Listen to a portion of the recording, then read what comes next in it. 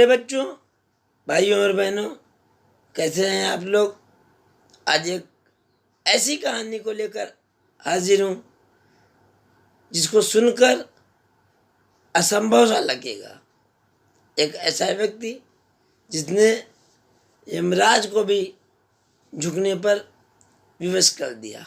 वीरता की ऐसी मिसाल विश्व में दूसरी मिलना असंभव है। इसको सुनकर हमको महाराणा प्रताप, लक्ष्मीबाई और शिवाजी की बरबस ही याद आ जाएगी। कहानी है यूपी के बुलंदशहर के एक गांव की।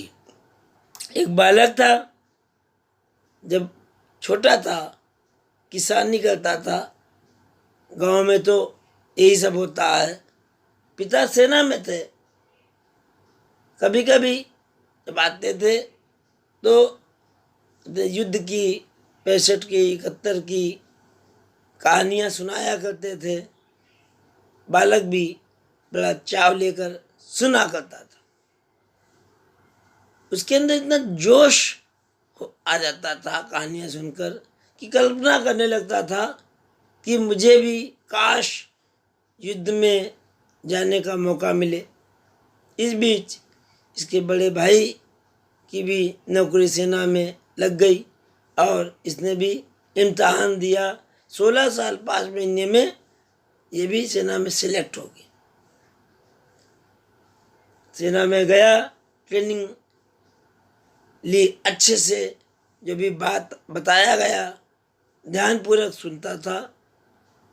शादी भी हो गई और इस बीच जब घर आया हुआ था शादी में तो पता चला कि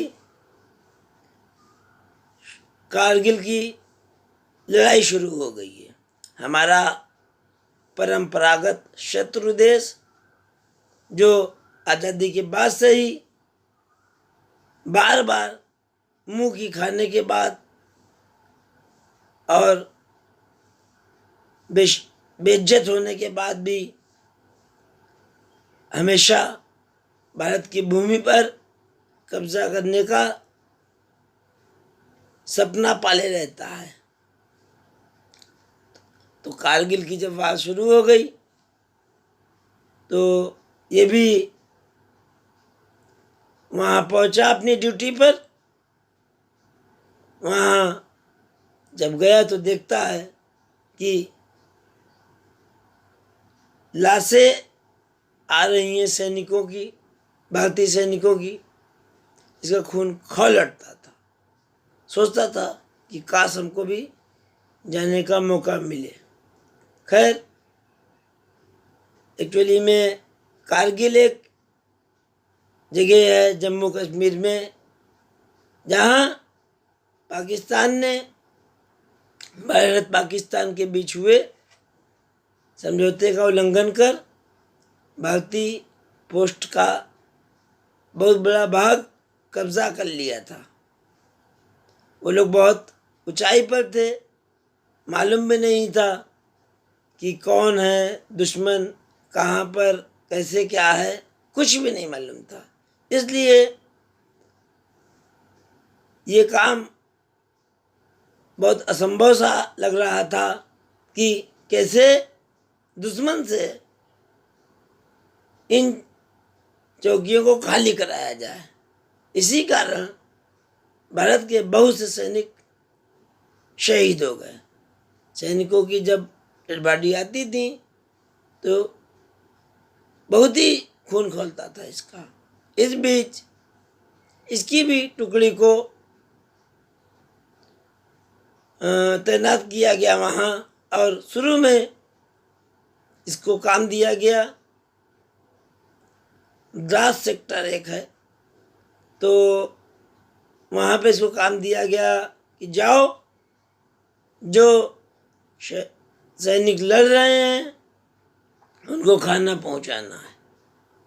काम छोटा था लेकिन बहुत बड़ा भी था। जब भी ये जाता था, सुबह जाता था, 12-14 घंटा बीत जाते थे। लेकिन मुश्किल ये थी कि पहाड़ों पर सांस लेना मुश्किल है। जितना ऊंचाई पर जाते हैं, जैसे अभी कोरोना चल रहा है, ऑक्सीजन ना मिल पाने की वजह से कितने ही लोग काल के गाल में समा गए। तो और ये भी मुश्किल होती थी कि टेम्परेचर जो था 0 से 50-60 डिग्री नीचे चला जाता है। और इस पर भी ये था कि खाना ले जाते समय, गोला बारूद ले जाते समय कहीं दुश्मन देख न ले और हमला ना कर दे। खैर, कुछ भी हो, इसने पूरे ध्यान के साथ काम किया और 22 दिनों तक भारतीय सैनिकों को खाना पहुंचाया। इसके बाद एक टुकड़ी का गठन किया घातक के नाम से। इसमें वही जवान रखे गए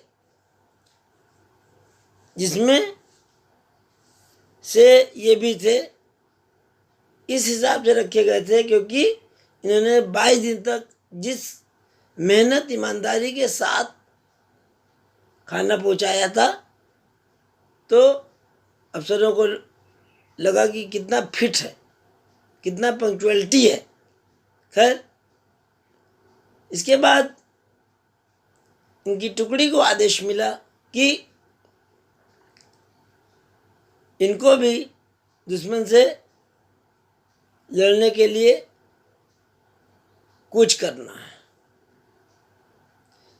इनको जिधर तो जाना था, सामने से नहीं जाना था, पीछे से जाना था। पीछे से जाना कैसे थे? जैसे हमारे घर में दीवार है और कोई चढ़ने को कहे तो इतना आसान नहीं होता। और चढ़ाई कितनी? 16,500 फीट। हमारे मकान अगर 2 मंजिल के हैं तो उसकी ऊंचाई कितनी होती है? 20 फीट। जो हम लोग ऊंची ऊंची इमारतें देखते हैं वो भी 100-150 फीट होती हैं। तो कहाँ इतनी ऊंचाई हो, कहाँ 16,500 फीट की ऊंचाई। उसमें रस्सी बांध के चढ़ना था। खैर, किसी तरह रस्सी बांधकर चढ़ रहे थे। थोड़ा ऊपर चढ़े तो देखा दुश्मन के बंकर थे। वहाँ पर बंकर वो होते हैं जहाँ पर बैठ के दुश्मन नीचे देख के कुछ एक टेम्परेरी जो है काम चलाऊ व्यवस्था बना ली जाती है, सब सामान रहता है। उसमें गोलाबारी करता है दुश्मन। तो जब देखा ये लोग ऊपर चढ़े, देखा कि अरे यहाँ दुश्मन के दोनों तरफ बंकर हैं। शुरू में दुश्मन को नहीं मालूम था, लेकिन जैसे ही मालूम हुआ उसने, ये लोग चढ़ी रहे तो भयंकर गोलाबारी चारों तरफ से चालू कर दी। और ये लोग चढ़ भी नहीं पाए थे, केवल 7 लोग चढ़ पाए थे। खैर, जैसे इन्होंने देखा, इन्होंने दुश्मन के ऊपर पूरी ताकत से अटैक कर दिया कि कुछ भी हो जाए, करो या मरो। और क्या किया, थोड़ी देर में दुश्मन के जितने भी सैनिक थे उनको धराशायी कर दिया और उनकी पोस्टों पर कब्जा कर लिया। इसके बाद उन्हीं के सामान से उन्हीं के ऊपर गोलाबारी चालू कर दी। शांत बैठ गए। हुआ क्या, इसके बाद दुश्मन ने रात में कुछ लोगों को देखने के लिए भेजा। 10-12 सैनिक रहे होंगे। वो लोग जब पास आए, इन्होंने अंधाधुंध फायरिंग कर दी। उस फायरिंग में पाकिस्तान के 1-2 सैनिकों को छोड़कर सबकी वहीं पर लाशें बिछ गईं। लेकिन ये जो 1-2 सैनिक बच गए थे, ये पहुंच गए अधिकारियों के पास भागते हुए कि अरे वहाँ तो भारतीय सैनिक है। उन्होंने संख्या भी बता दी कि लगभग इतने ही सैनिक हैं और जल्दी ही इनको मार गिराया जाए। खैर, जैसे ही उन लोगों ने सूचना दी, उन लोगों ने कोई देर नहीं की, एक आधे घंटे के अंदर दुश्मन के करीब 35-40 सैनिक तुरंत आ गए। और ये कुछ ही लोग थे, 7 लोग मात्र, उधर से इतने लोग थे। तो भीषण फायरिंग, पत्थर के ऊपर से पत्थर भी, मोर्टार से, हैंड ग्रेनेड से फायरिंग चालू कर दी। इनके बाद गोला बारूद भी खत्म हो रहा था, क्योंकि 5 घंटे तक पहले ही फायरिंग कर चुके थे। एक लिमिट होती है, जब नीचे से आएगा तभी तो आ जाएगा। एक समय ऐसा आया कि इनके सभी साथी मार दिए गए, कोई भी जिंदा ना बचा। और इसके बाद भी पाकिस्तानी सैनिकों ने इनको चेक करने के लिए देखी, कोई जिंदा नहीं है। हर सैनिक की डेड बॉडी पर कई कई बार गोलियां चलाई और कुछ लोगों ने हथियार उठा लिए भारतीय सैनिकों के। खैर, मैं जिस बहादुर की कहानी सुना रहा हूं, इसके शरीर में भी कई गोलियां दागी गई, पैर में और कंधे के पास और छाती में।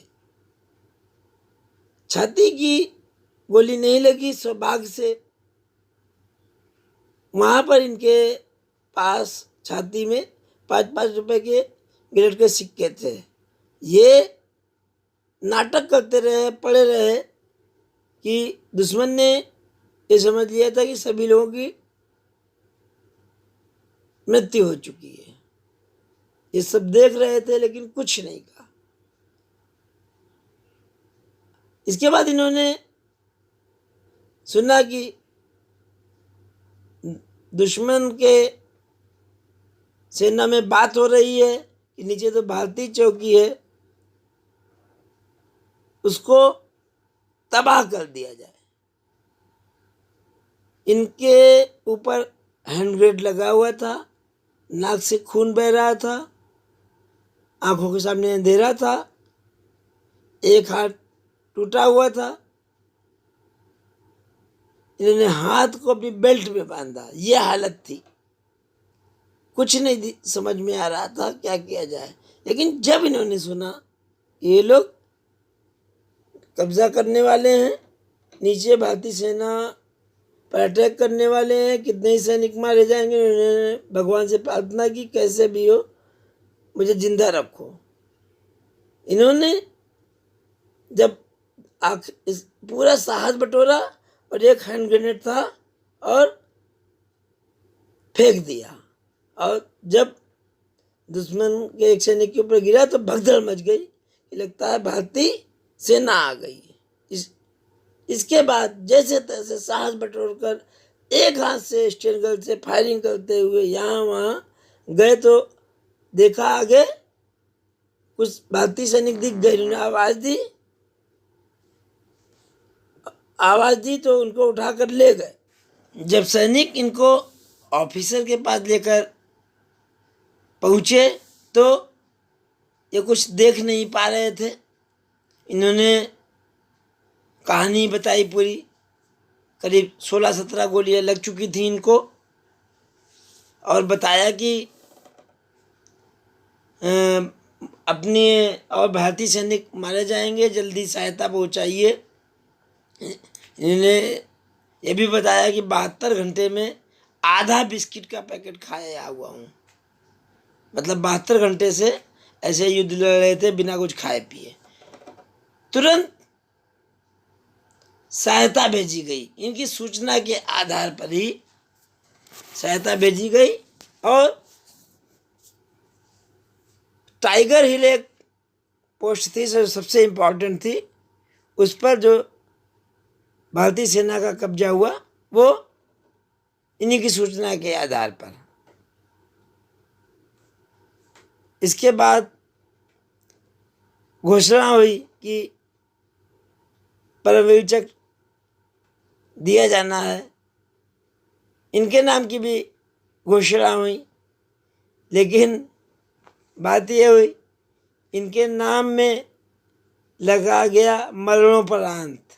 मरणोपरांत मतलब सबको ये मालूम था कि इतनी 17 गोलियां के बाद जिंदा नहीं बचे होंगे, और पेपर में भी छप चुका था। लेकिन बाद में मालूम हुआ अरे ये तो जिंदा हैं। 16 महीने अस्पताल में इनका इलाज चलता हुआ और तब तक कारगिल युद्ध खत्म भी हो चुका था। ठीक हुए जब इनको मालूम हुआ, इनको बहुत खुशी हुई। 26 जुलाई को हम लोग कारगिल विजय दिवस मनाते हैं। तो प्यारे बच्चों, जिसकी मैं बात कर रहा हूँ इसका नाम है योगेंद्र सिंह यादव। भारतीय सेना का शूरवीर। इसके बारे में आप ज़रूर YouTube में देखिए, इसकी स्पीच सुनिए। आज भी जिंदा है और इसको सुनने के बाद दुनिया की कोई भी मोटिवेशन की किताब की पढ़ने की ज़रूरत नहीं पड़ेगी, ऐसे ही इतना जोश आ जाएगा। तो साथियों, प्यारे बच्चों, आपसे विदा लेने का समय अब आ चुका है। जल्दी ही किसी नई कहानी के साथ आपसे मिलूँगा और संतोष साहू को इजाज़त दीजिए। जय हिंद, वंदे मातरम, भारत माता की जय।